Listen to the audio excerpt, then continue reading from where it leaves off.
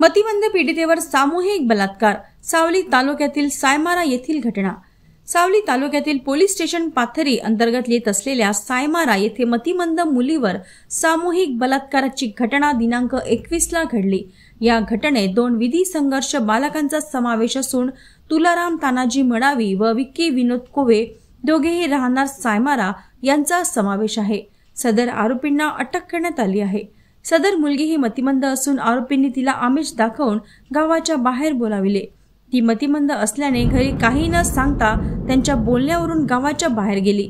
यात विधी संघर्ष 2 बालक व आरोपी यांनी मतिमंद मुलीसोबत सामूहिक बलात्कार केल्याचे फिर्यादीच्या तक्रारीवरून निष्पन्न झाले।